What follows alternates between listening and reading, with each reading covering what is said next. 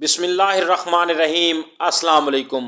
کہتے ہیں کہ ایک بیوہ شادی کی عمر کو پہنچی ہوئی اپنے حسین و جمیل بیٹی کے لیے حق مہر کا مطالبہ مبلغ 5 لاکھ ریال کر رکھا تھا کہ خواہش مند اتنا حق مہر سن کر ویسے ہی دستبردار ہو چکے تھے۔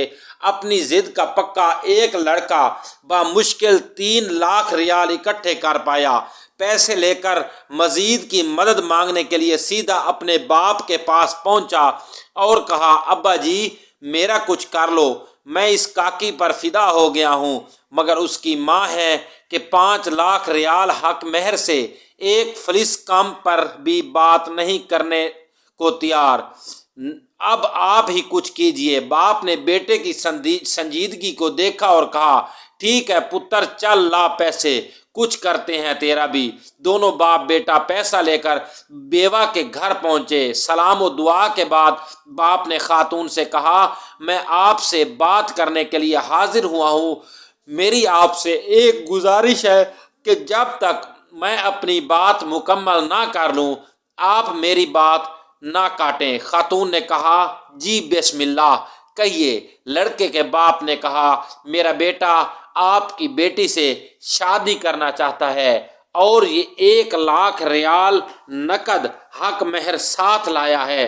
خاتون نے گڑبڑاتے ہوئے کہا، مگر مجھے اپنی بیٹی کے حق مہر میں 5 لاکھ ریال سے ایک فلس کم بھی قبول نہیں ہے۔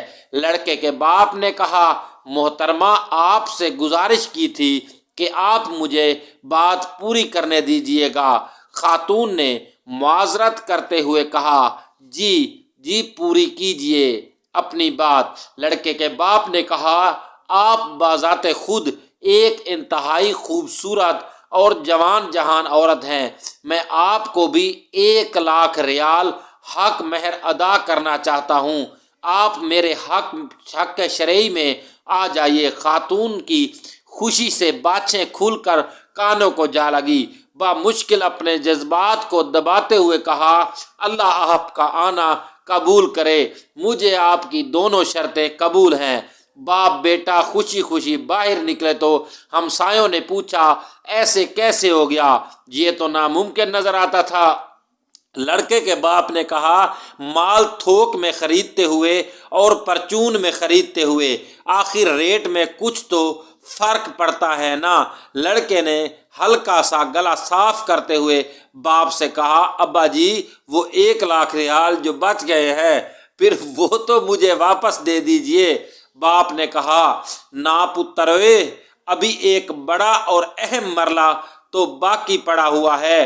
یہ 1 لاکھ ریال جا کر تیری ماں کو دینا پڑے گا تاکہ وہ بھی تو راضی ہو۔